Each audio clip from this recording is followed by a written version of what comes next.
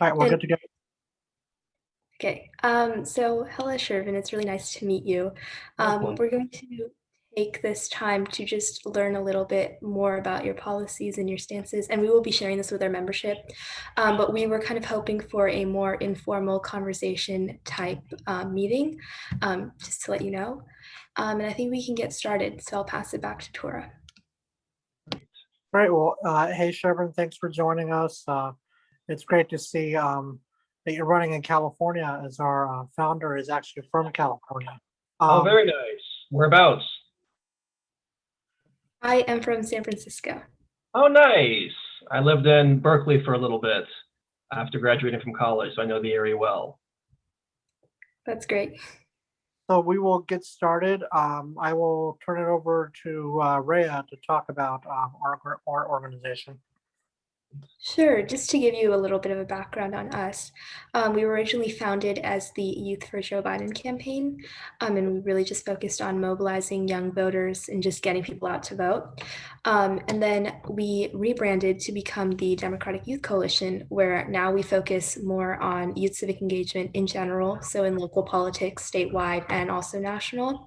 And we are just getting youth involved, but also connecting a lot of the youth who are already involved with politicians to speak on issues that they're passionate about and that are important to them.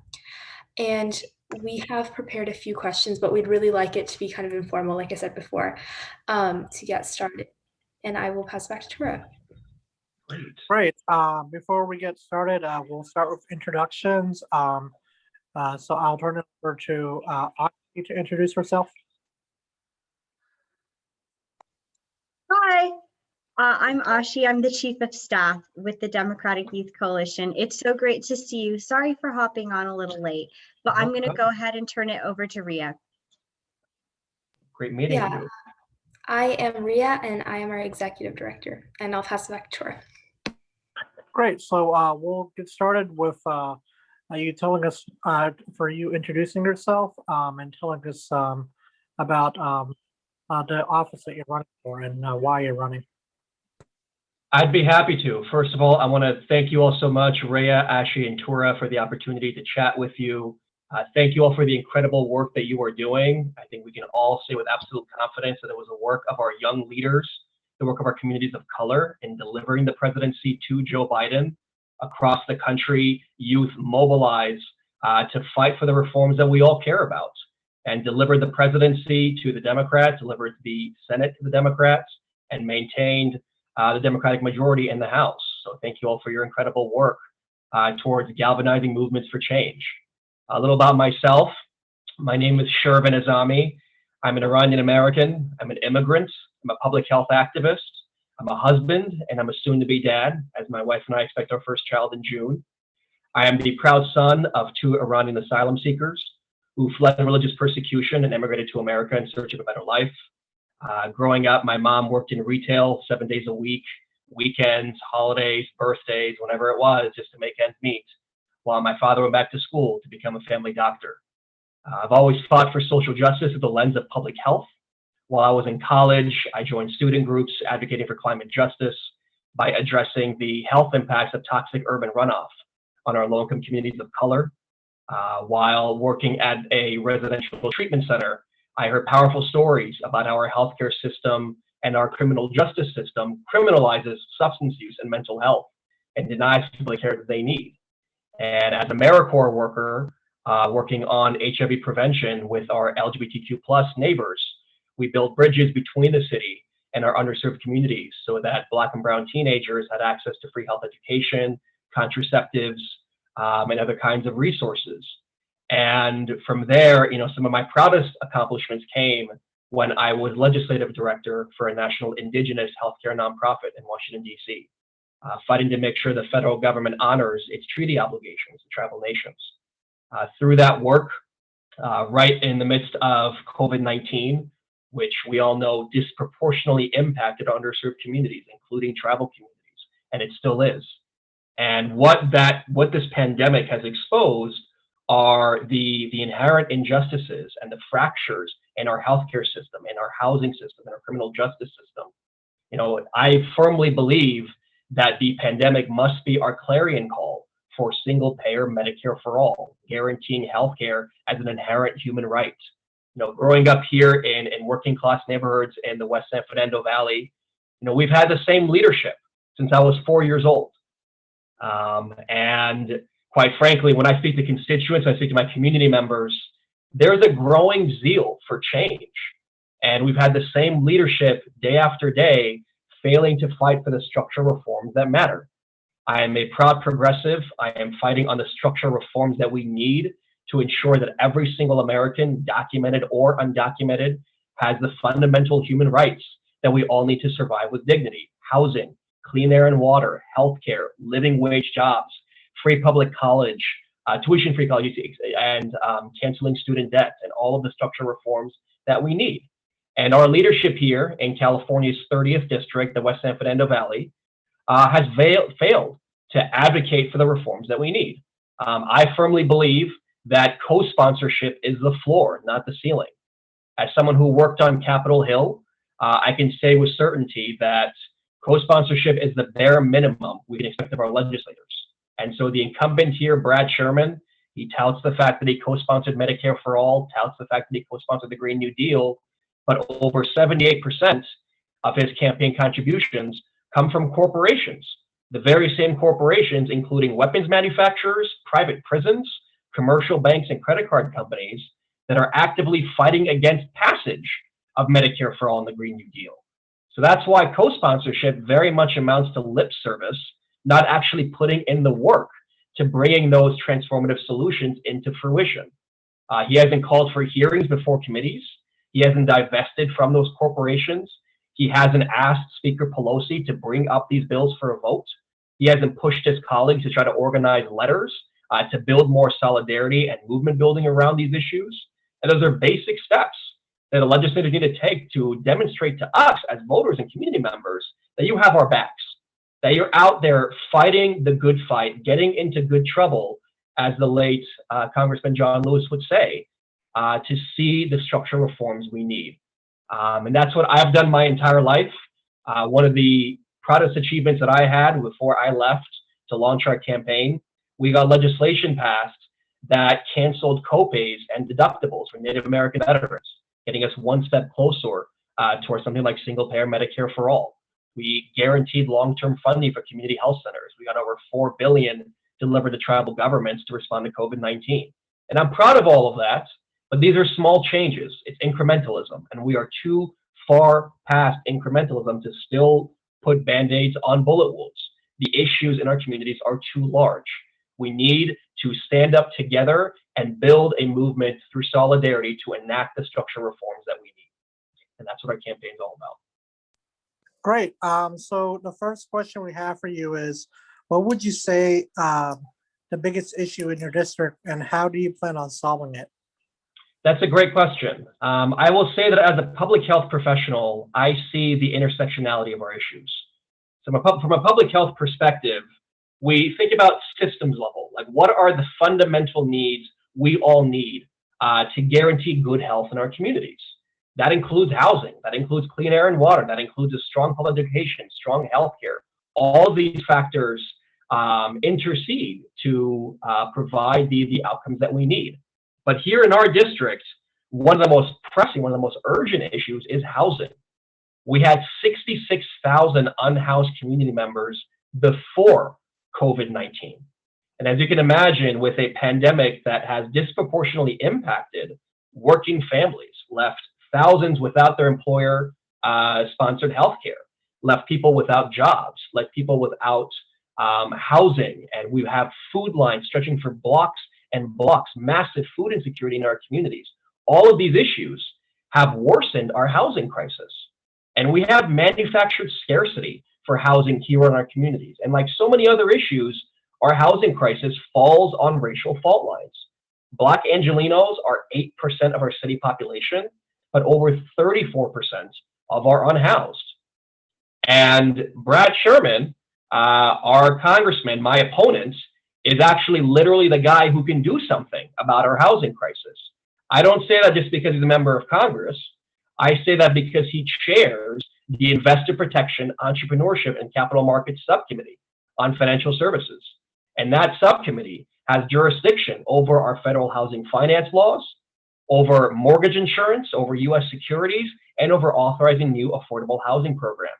He's one of the critical stakeholders to address this crisis. Yet as soon as he became chair, BlackRock and Blackstone, the asset management and private equity firms on Wall Street that have been exacerbating our housing crisis, started bankrolling his reelection campaign. And we're hearing stories now about how a fifth of housing bought across the country is not being bought by individuals who are living in them. It's being bought by real estate developers. It's being bought by private equity firms. It's being bought by pension funds. Well, that's leaving a generation of people unable to purchase a home. And here in Los Angeles, over 2/3 of our residents are renters in a city with skyrocketing cost of living. And we're talking about enacting a federal $15 minimum wage at the federal level. $15 is the compromise. I say that because if salaries actually kept pace with inflation, the average minimum wage right now should be $23.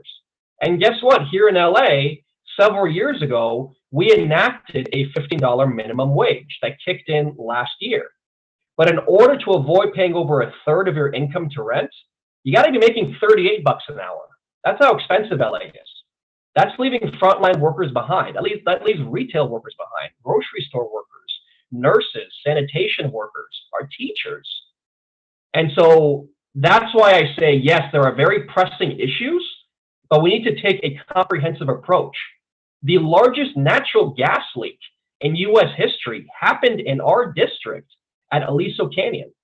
The largest nuclear meltdown in U.S. history happened in our district at the Santa Susana Field Lab.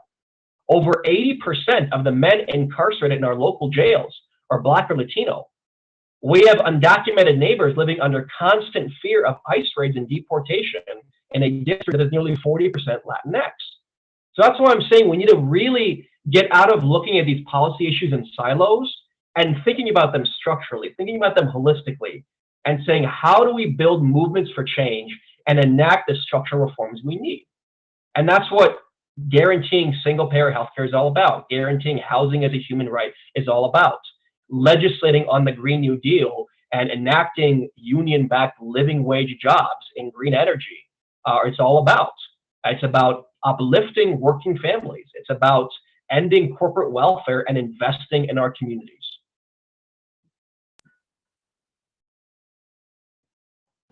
Great. Another question that we have is, you talked about a lot of very important and pressing issues.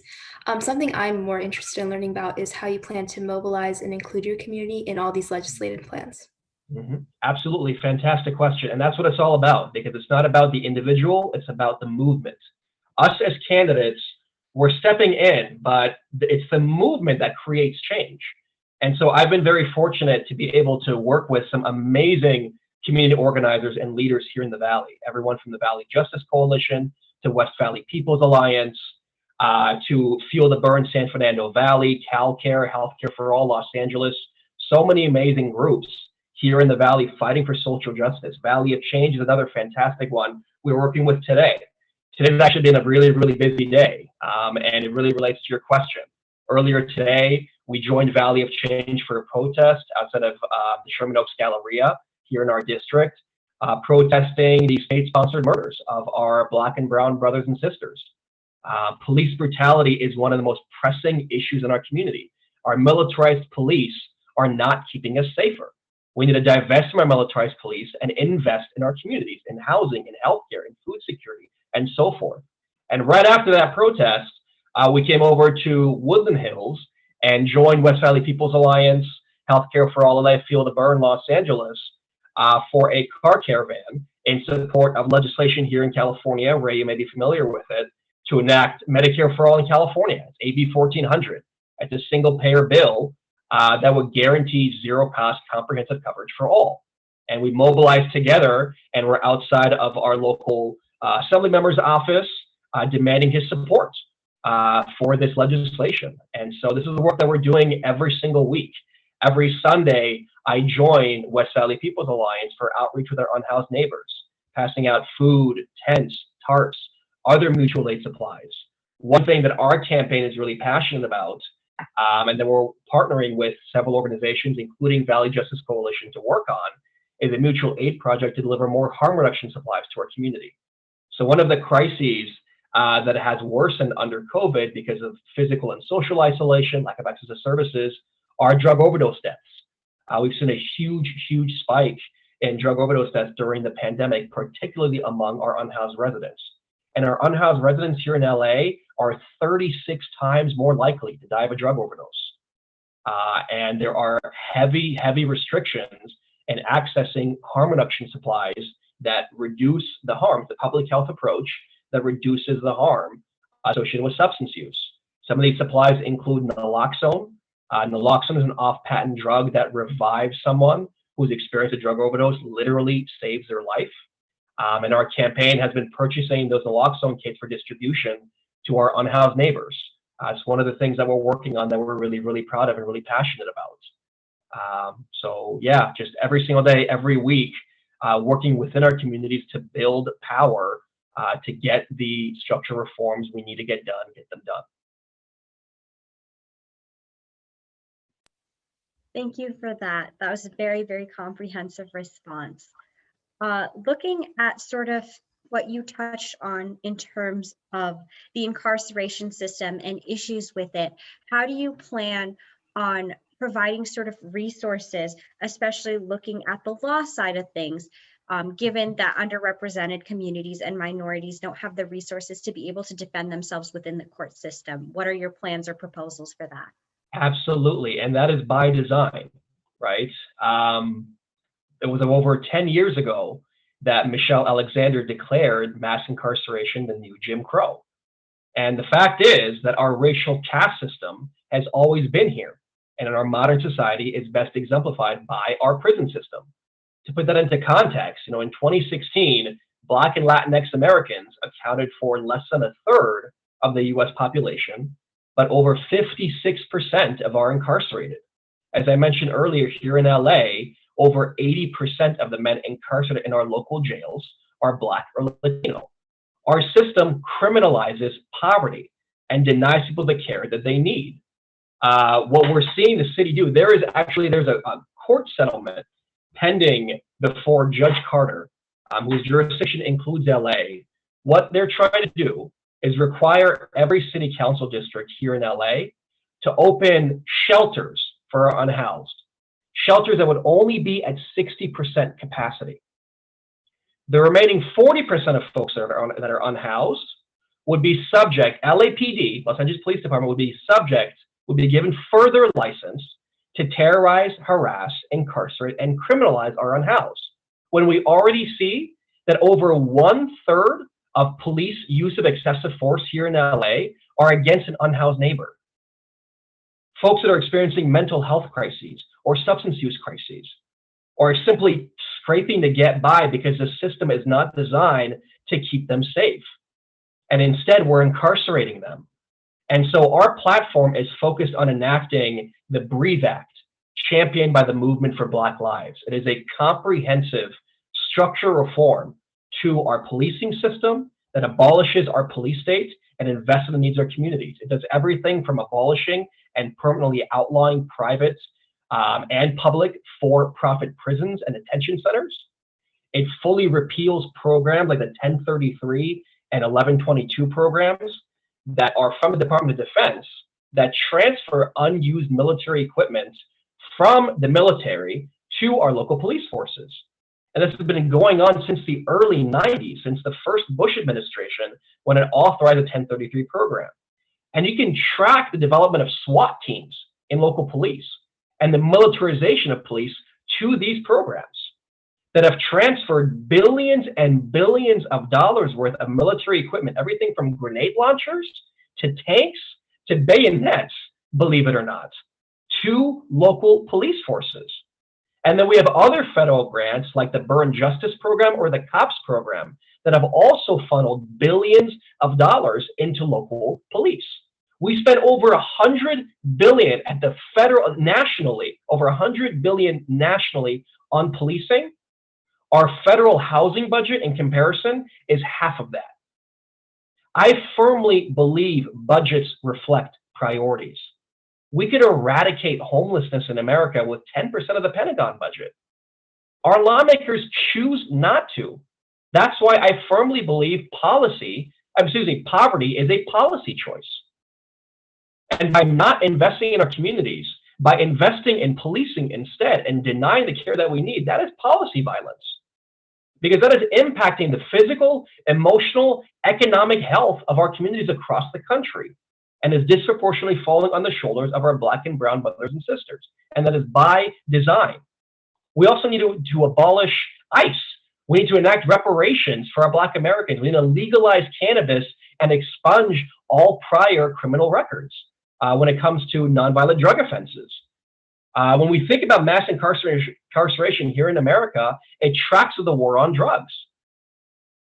And so there are just so many issues across the board that we need to address immediately. We also need to decriminalize sex work.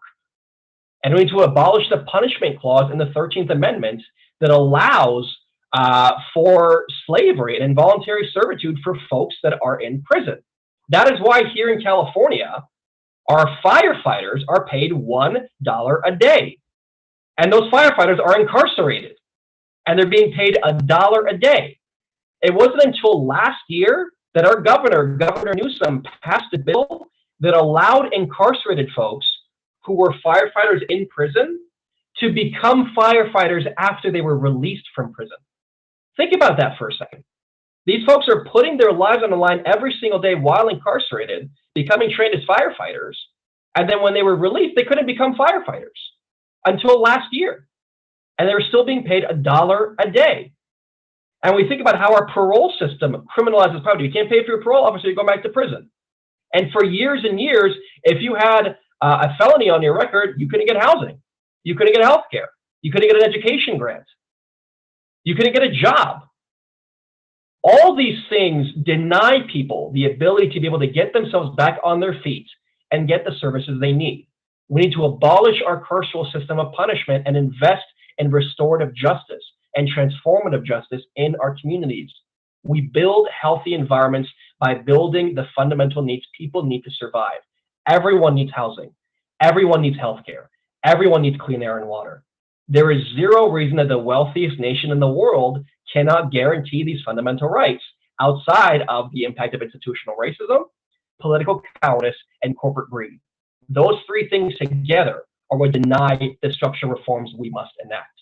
And guess what? Again and again, it's youth like y'all that are reminding us we need to get this done. Think about where Sunrise Movement came from. It came from youth saying we need to ensure clean air and water for the next 7 generations. So I am incredibly optimistic, despite all of the issues that enrage me on the daily. I am optimistic because of the work that y'all are doing and the movements that y'all are building, because it keeps our elected officials accountable to whom they need to be accountable to: us, working people, constituents, not corporations, not corporate profit, not lobbyists. As a follow-up from that, I want to know more about the initiatives and policies for aiding the homeless population, and more specifically, stopping unfair incarceration rates specific to the pandemic. Yes, fantastic questions. So technically, here in Los Angeles, under the pandemic, there are supposed to be moratoriums on citations and arrests for unhoused neighbors, but it's happening anyway. And one of the organizations I've been working with, West Valley People's Alliance, so if someone is living in their car, the city is currently barred under the pandemic from evicting them or from impounding their vehicle. But cops do it anyway. So one of the things that organizations have been doing is printing out signs for folks to put on their windshield saying, "Hi, I live inside of my car." But even when folks do that, cops are still criminalizing them. So to answer your question, what we need to get done, one, we need to ensure that our unhoused neighbors are included under a federally protected class. We need to repeal the over 20-year ban on use of federal funds for more public housing. It's an amendment called the Faircloth Amendment. It's an austerity measure that was enacted under the Clinton administration that has basically barred the development of new public housing agencies. And so for 20 plus years, we haven't had construction of any new public housing. And the existing public housing stock we have on the books are run down, have a backlog of maintenance needs. So we need to also revitalize and modernize through green energy infrastructure investments all of the existing public housing services that we have, and also repeal that amendment and fully fund construction of new public housing. We need to provide universal basic income to our community members. We need to provide full, permanent, entitlement-based funding for public housing agencies, housing voucher programs, and Native American and Native Hawaiian housing programs as well. Over the past decade, when you look at the top 8 HUD housing programs, HUD being the Department of Housing and Urban Development, 5 out of 8, adjusted for inflation, have seen their funding drop.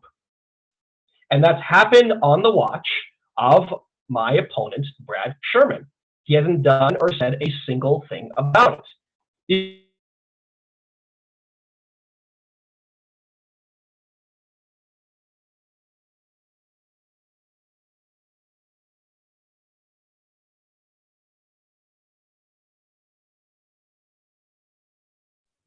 he frozen for you all too?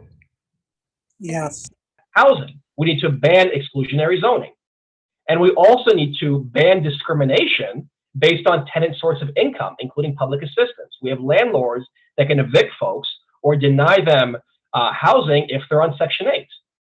We have landlords that are evicting folks because they're trans or because they're gay. We need to strengthen anti-discrimination laws for LGBTQ plus neighbors. There are so many things we need to do at the housing level to protect our communities, and that's just a few of them.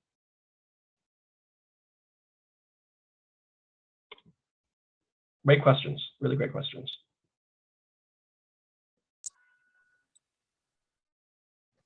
Moving on sort of from that, but still in the same sort of line of thought, education is touted as one of the solutions to poverty, but often there isn't enough funding or resources allocated towards education, especially higher education, to make it possible to access it for many, many people, especially given these priorities with food security, not wanting to get deported and just other things taking the lead over education because of day-to-day responsibilities and such. So how are you planning on making education a priority and more inclusive and accessible for these communities? Fantastic question. Malcolm X said that education is the passport to the future, for tomorrow belongs to those who prepare for it today. I firmly believe in a strong public education system, and there are many things we need to get done to guarantee access to strong public education for all. First and foremost, we need to cancel student debt, all of it, not just for certain folks, not just capped at a certain level, all student debt, all 1.4 trillion student debt needs to be canceled. If we care about closing the racial wealth gap, we absolutely have to cancel student debt. Because guess who is more burdened by student debt after graduating college? Low-income communities of color. Folks who are denied access to banking institutions. And we have predatory banking institutions that are going in very beginning, when they're in their freshman year, giving them very, very high interest loans that folks cannot pay off. And so we absolutely need to cancel student debt, and we need to make public college and universities tuition free. As a public health professional, I also firmly believe we need to create a pipeline for youth to enter the healthcare and public health workforce. I think one of the reasons why we have such a shortage of primary care physicians, nurses, physician assistants, nurse practitioners is because of how darn expensive medical school is and how darn expensive it can be to go through residency. And I think that's one of the reasons why it forces more and more folks who go into healthcare to go into high-paying specialty jobs like cardiology, like anesthesiology, like dermatology, and so forth. Not to say we don't need more specialists, we do. But we also need a lot more primary care physicians. That's where we have the shortages. We have the shortages of family docs and nurses, nurse practitioners. And because medical school is so expensive, it kind of forces folks to go those routes. By evening the playing field and making public college and tuition free, we can address those issues and create a pipeline for us to enter those systems. I also firmly believe We must enact universal free childcare and pre-kindergarten. When we ensure early care and early education, those things pay dividends for our communities down the road. We see better employment outcomes. We see better educational outcomes. We see better healthcare outcomes when we invest in education early. And one of the other things that I think we need to do to really honor the essential role of our teachers is to enact a federal pension for all K through 12 public school teachers. Let me tell you why I think this is super, super important.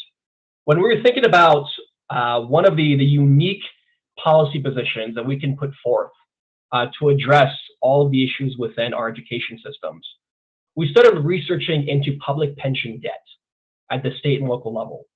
And what we found was absolutely shocking. Over 86% of public pension debt are pensions for public school teachers at a whopping $642 billion in debt, in public pension debt for teachers. What better way for the federal government to honor the essential role of teachers and take that debt off of state and local governments by guaranteeing a federal pension that covers 70% of their annual salary? By doing so, it takes that burden of pensions off of state and local governments and frees up those funds to reinvest in higher teacher pay, more school supplies, modernizing our schools, and so on and so forth. So we're really, really proud of this policy. And I think it's going to be a huge game changer for our communities. I also firmly support quadrupling funding for our Title I schools. School segregation is still happening. As we see the push towards private schools, towards for-profit and nonprofit charter schools, it's draining resources away from our true public education schools. My schools here in the San Fernando Valley, when I was a kid, my middle school and high school were both public schools. Now they're both charter. They're both independent charter. And guess what? Those independent charter schools still receive taxpayer dollars, but they're not subject to taxpayer accountability. They get to enact their own separate curriculums. We need to ensure accountability over charter school. We need to abolish the for-profit charter school system entirely. So there's just so much we need to do overall, and there's just some of the things that our campaign's really focused on.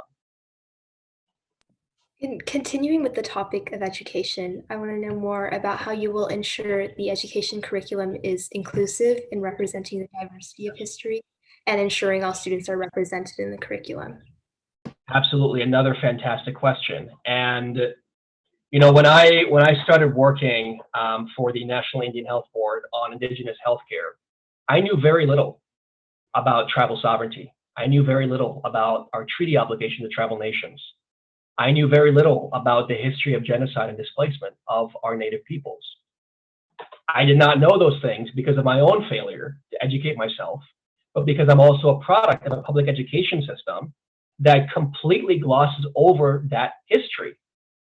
I believe that in order to forge a pathway towards healing and equity and justice, we need to have a complete and honest reckoning with our past and the history of genocide and slavery and displacement of Indigenous peoples, the enslavement of African and the slavery of Black Americans here in the United States.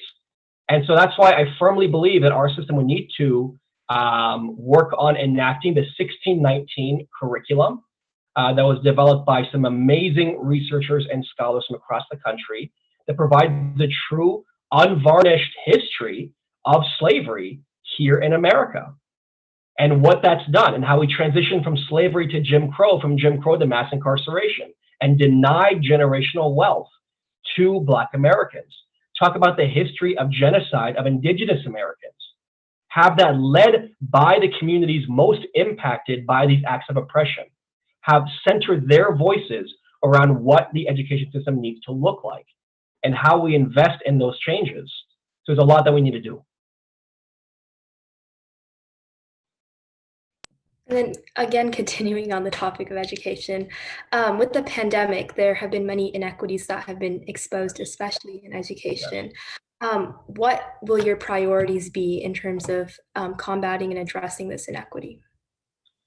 Well, as we've seen, we have too many communities across our country and here in LA that do not have internet access. They do not have high-speed broadband. We have kids that are standing outside the local McDonald's trying to connect to their Wi-Fi so they can do their homework. We have folks, and the public libraries are closed. People are trying to find innovative ways to continue staying current on their education. But it is an abomination that we have not guaranteed. I firmly believe that internet should be a public utility. We need to invest in high-speed broadband and build broadband infrastructure across the entire country to address these issues. I think you hit the nail over the head. That the COVID-19 pandemic really exposed these inefficiencies in access to education. And so I think the first step we need to do is guarantee access to internet, build that high-speed broadband infrastructure that ensures connectivity across the entire country. Because again and again, it's our low-income communities of color that are the ones being left behind in education access. It's not the wealthy communities. It's not those living in affluent neighborhoods. It's the poor kids that are living in Reseda, that are living in Canoga Park, that are living in Watts, that are living in downtown Los Angeles, that do not have access to education. So we need to ensure that we're building broadband infrastructure across the entire country. And in terms of reopening schools, what is your stance on that, especially with the COVID-19 vaccine? I believe that every single worker must be guaranteed safe working environments. And that means that all administrators, all teachers should have access to the vaccine and be fully vaccinated if they choose before we're reopening schools. We should not be reopening schools as a political stunt. I think that we need to enact those safety measures, put the funding into our schools for safe reopening. And without those safety measures, we're going to have a lot of issues. So I think it's really essential that we're investing to making our schools COVID safe and ensuring all school administrators, all teachers have access to the vaccine. All people, everyone across the country needs the vaccine, absolutely. But especially on the topic of school reopenings, making sure that our faculty do as well. Great questions, y'all. On sort of a different vein from that, but looking at, what your campaign is prioritizing, with climate change, I know that all of us here recognize that we need to transition towards a greener economy and pass the Green New Deal. But my question to you would be, how are you planning on doing so in a just and equitable manner that makes sure that all the people who are working, especially in fossil fuel industries, are not left behind in this change, or even in industries related to fossil fuels, such as manufacturing and stuff like that? Fantastic question. And the fact of the matter is, we absolutely must transition to a 100% renewable energy economy by 2030 in order to avoid catastrophic climate change. All the issues we're talking about here, from housing to education to living wage employment, all of these issues will become exponentially worse under a catastrophic climate emergency. As wildfires rage, as sea levels rise, as we divest from our communities, we're seeing all these issues become exponentially worse. We have over 1,000 abandoned oil wells here in LA that are still spewing noxious chemicals into our Black and Latinx neighborhoods. As I mentioned earlier, the largest natural gas leak in US history happened in our district. The largest nuclear meltdown in US history happened in our district at the Santa Susana Field Lab. Neither have been shut down, neither have even begun cleanup. And those are pushing noxious chemicals into our communities. They're polluting our air and water, and they're leading to adverse health outcomes among our communities, everything from asthma to cancer to lower educational attainment and so many other issues. And the fact of the matter is, our focus must be on the polluting industries themselves, not the workers. The focus is on the corporations, the focus is on the lobbyists. And here's a statistic that just drives me up a wall. We have over $649 billion in annual fossil fuel subsidies. For an industry that's already making trillions of dollars, taxpayers are still subsidizing them.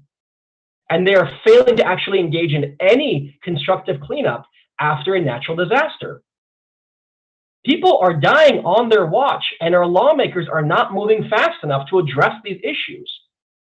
And we have incredible visions like the Green New Deal. The Green New Deal is a non-binding resolution. We need to legislate on the vision of the Green New Deal by doing things like abolishing fossil fuel and gas subsidies, by expanding and strengthening the Clean Air Act so that we can empower the EPA to go after polluters and actually hold them accountable. We need to be investing $1 trillion annually to transition over to a renewable energy economy. We need to be banning fracking, offshore drilling, and mountaintop coal removal mining, not just on federal lands, not leading the fight against it, but banning it permanently. We simply do not have time. But to address the second part of your question, the impact should not be on workers. That's why we need to include a federal jobs and wages guarantee for our workers in the fossil fuel industry. And we also need to strengthen collective bargaining and unionization rights within the renewable energy sector as we make that transition. No worker should be losing their jobs. We need to transition them over to a renewable energy economy and take care of them and transition them in that process.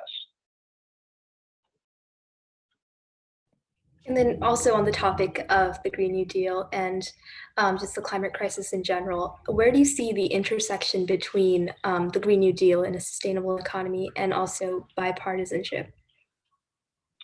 Well, in my honest opinion, clean air and water should not be politicized.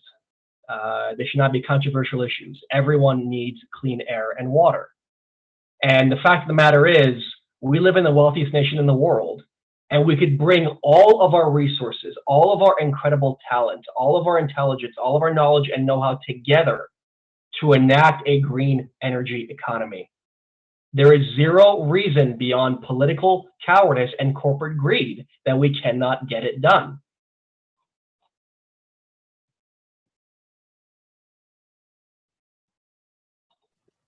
Sort of as like a summarizing question, then you've talked a lot about just budgeting overall and how Congress is currently just focusing their budgetary needs. So sort of like taking a step towards like an ideal world, if you were completely in charge of the budget, where do you think money should be allocated and where should we be removing funds from? Exactly what our community members are telling us to do. Divesting from our military industrial complex, divesting from our militarized police states, divesting from corporate welfare, and investing in housing as a human right, investing in single payer Medicare for all, investing in living wage green energy union-backed jobs, investing in a strong public education system, investing in canceling student debt and making public college tuition free, investing in living wage jobs. There is so much we need to do to actually help our communities, and we need to do it. We have to do it. We must do it. What we lack is a political will. And that's why our campaign is here to change that. And we have so many amazing progressives running up and down the ballot across the country to get it done. And we need to mobilize in our communities to hold power accountable to us and demand that we enact these structural policy changes that guarantee all of us the fundamental needs we need to survive and live with dignity. I have one final question, which kind of pivots from all the topics we have discussed today. What is your stance and your solutions to the gender wage gap?